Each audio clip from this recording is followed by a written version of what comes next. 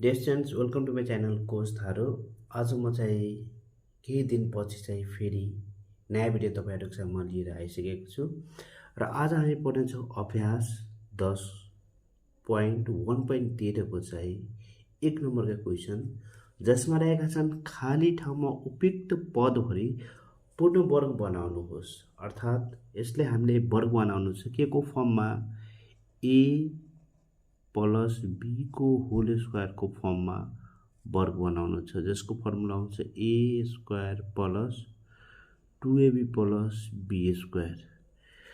यस्ता क्वेसनहरू चाहिँ बीएलई एक्जाममा र कक्षा 8 का चाहिँ यो क्वेसन रहेका छन्। एकदम तपाईहरुको लागि लाभदायक हुन्छ। यो भिडियोलाई अन्तसम्म हेर्नु होला। यदि मेरो च्यानल कोचहरुले सब्स्क्राइब गर्नु भएको छैन भने सब्स्क्राइब गर्नु होला, लाइक गर्नु होला र साथीहरुमा शेयर गर्नु होला। अब लागौं विषयवस्तुतिर।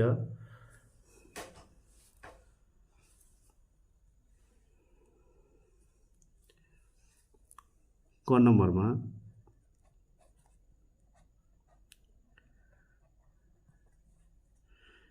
x square plus dot dot dot plus 16 यो बीचमा कुन पद हाल्दाखेरि यो के हुन्छ भने एउटा पूर्ण वर्ग हुन्छ। अब यहाँ फर्मुलालाई ध्यान दिनुस्। x स्क्वायर अर्थात् यसलाई x को होल स्क्वायर गर्न सकिन्छ, राइट, प्लस फर्मुलाको 2 गर्ने एउटा a त a को ठाउँमा x भयो, यता प्लस यो 4 को होल स्क्वायर गर्न सकिन्छ। त्यसपछि फर्मुलामा के b, त्यसपछि यो 4 यहाँ गुणे b भइहाल्छ। बुझ्नुभयो? अब हेर्नुस्, अब के हुन्छ x स्क्वायर प्लस 4 दुना 8 x प्लस 16। अब यसको बीचमा कुन पद आउँछ त? उपयुक्त पद। अत उपयुक्त पद के भयो? 8x answer. यसरी चाहिँ हामी बनाउन सक्छौं। त्यसैगरी ख नम्बरमा हेरौं। एकदम ध्यान दिएर हेर्नु होला। 4a square plus dot dot dot plus y square भयो। अब 2a को होल स्क्वायर गर्न सकिन्छ प्लस फर्मुलाको 2 into 2a into y plus y को होल स्क्वायर।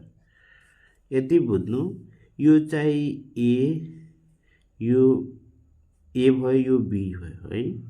जसरी फर्मुला a र b हैन, त्यसरी फर्मुलाको 2 त्यसपछि एउटा a गुणा त्यसपछि b र यहाँ a गुणा र b भएको छ। यसरी हामी चाहिँ बुझ्नु पर्छ है। त्यसैले अब के हुन्छ 4a स्क्वायर प्लस 2 दुना 4 ay प्लस y स्क्वायर। अत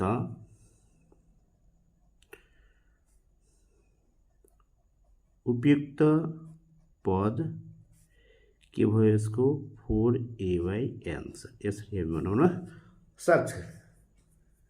त्यसैगरी तपाईको यो ग नम्बरमा हेरौं।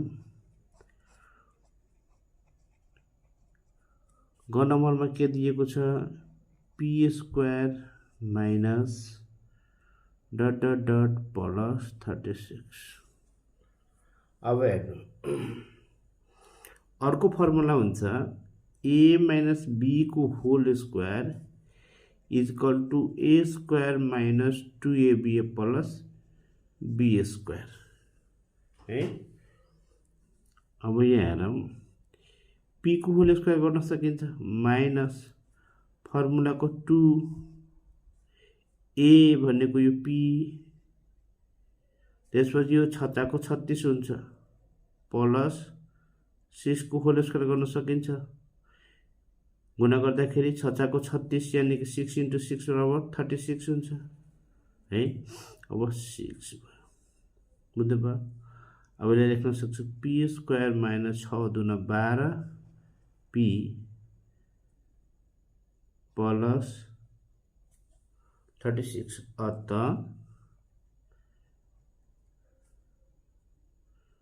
उपयुक्त पद के भयो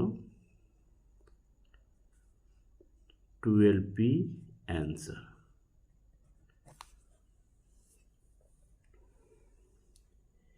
त्यसै गरी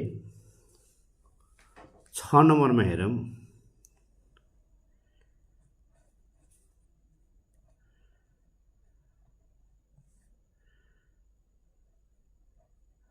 225 x square minus dot dot dot plus कति छ 64y स्क्वायर।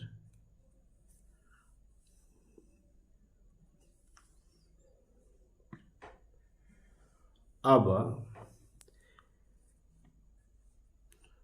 15x को होल स्क्वायर माइनस फर्मुला को 2 त्यसै गरी 15x प्लस 8 28 64 हुन्छ। 8 मा 8 गुणा गरे भने 64 8y स्क्वायर इन्टु 8 भयो। किनभने 15 इन्टु 15 इज इक्वल टु के हुन्छ 225।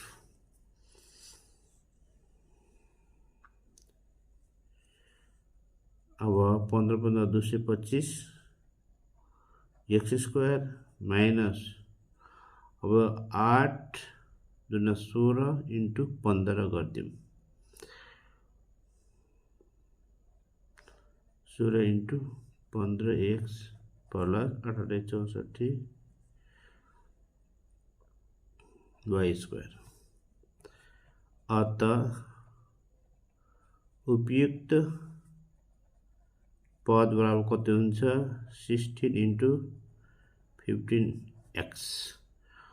अब 15 25 75 15 6 90 को 0 15 के 15 15 मा 9 0 9 अनि 5 9 5 14 को 4 1 को 1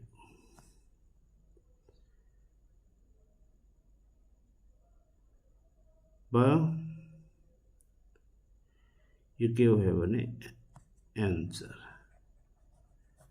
यसरी हामी बनाउन सक्छौं। त्यसै गरी 4 नम्बरमा हेरौं।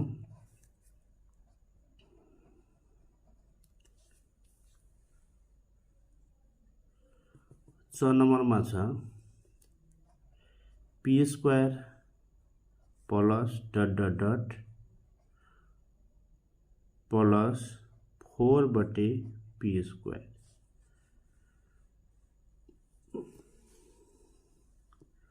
अब यसलाई p को होल स्क्वायर गर्न सकिन्छ फर्मुला को 2 त्यसै गरी एउटा p यहाँ राख्दिने। अब यसलाई प्लस 2 बटे p को होल स्क्वायर गर्न सकिन्छ भने यो के भयो 2 बटे p।